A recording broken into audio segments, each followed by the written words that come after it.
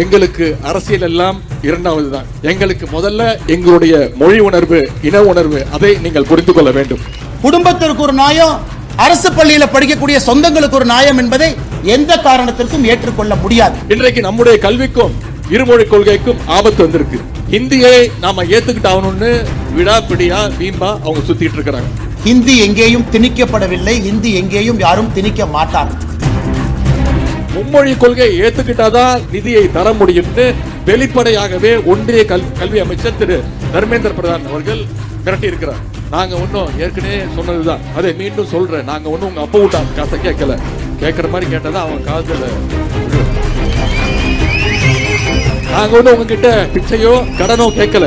தமிழ்நாட்டு மக்கள், தமிழ்நாட்டு மாணவர்கள், அவங்களுடைய பெற்றோர்கள் கட்டின வரி பணத்திலிருந்து தான் எங்களுடைய உரிமையை தான் நாங்க கேட்கிறோம்.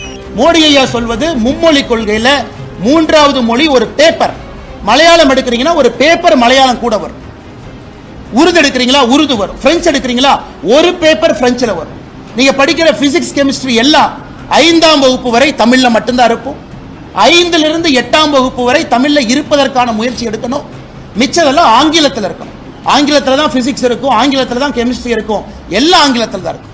ஒரே ஒரு பேப்பர், ஒரே ஒரு மூன்றாவது பேப்பர் ஒரு மலையாளமோ தெலுங்கோ ஹிந்தியோ ஒரு பேப்பரா கூட வரும். அதை குழப்பி இல்ல ஹிந்தியை திணிக்க பாக்குறீங்க, மற்ற மொழியை திணிக்க பாக்குறீங்க. அப்ப நம்ம குழந்தைங்க எல்லா சப்ஜெக்டையும் ஒரு புது மொழியில படிக்கிறாங்க. எல்லா சப்ஜெக்டும் படிக்கலீங்க, ஒரே ஒரு சப்ஜெக்ட ஒரே ஒரு மொழியில லாங்குவேஜ் பேப்பரா படிக்கிறதா மூன்றாவது மொழி. உலகமே மாறிக்கொண்டிருக்கிறது. இன்னைக்கு முதலமைச்சர் இவ்வளவு பேசுறாங்க. சரி, இந்திய கூட்டணியில் இருக்கக்கூடிய மாநிலங்கள் வெஸ்ட் பெங்கால், கேரளா, கர்நாடகா, தமிழ்நாடு 4 மாநிலத்தை அடுத்து 4 மாநில முதலமைச்சர்கிட்ட பேசி உங்க மாநிலத்தில் 3வது மொழியா தமிழை வைங்க. அப்ப தமிழ்நாட்டிலே எத்தனை பேருக்கு, தமிழ் படித்தவர்களுக்கு அரசு பள்ளியிலே பணிபுரிவதற்கு இந்தியாவில் வாய்ப்பு கிடைக்கும்? இங்க இருக்கிறவங்க எத்தனை பேர் பிஎட் படிச்சுட்டு வேலை இல்லாம இருக்காங்க?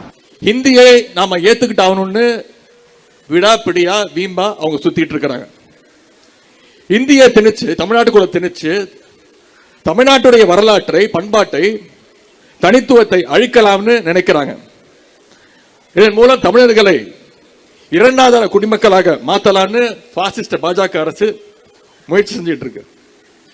இன்றைக்கு தமிழ்நாட்டை சேர்ந்த பல பேர் வெளிநாடுகளில் சாப்ட்வேர் இன்ஜினியர்ஸாக, மருத்துவர்களாக, டாக்டர்ஸாக உலகத்துடைய பல்வேறு மூலைகளில் வேலை செஞ்சுட்டு இருக்கிறாங்க. இவங்கள பெரும்பாலானோர் 99% பேர் தமிழ்நாட்டில் அரசு பள்ளியில அரசு பாடத்திட்டத்தை இருமொழி கொள்கையில கட்டுறவங்க தான். ஸ்டேட் டிசாஸ்டர் ரிலீஃப் ஃபண்ட் அப்படின்னு SDRF ஒவ்வொரு ஆண்டும் ஒன்றிய அரசு மாநில அரசுக்கு கொடுக்க வேண்டிய நிதி, மழை பெஞ்சாலும் பெய்யாட்டி கொடுக்க வேண்டிய நிதி, ஒன்றிய அரசு தன்னுடைய கஜானாவிலிருந்து ஒரு பைசா கூட நம்முடைய தமிழ்நாடு அரசுக்கு கொடுக்கவில்லை. தமிழ்நாட்டு அரசையும் சரி, தமிழ்நாட்டு மக்களையும் சரி, நீங்கள் ஒருபோதும் மிரட்டி பணிய வைக்க முடியாது.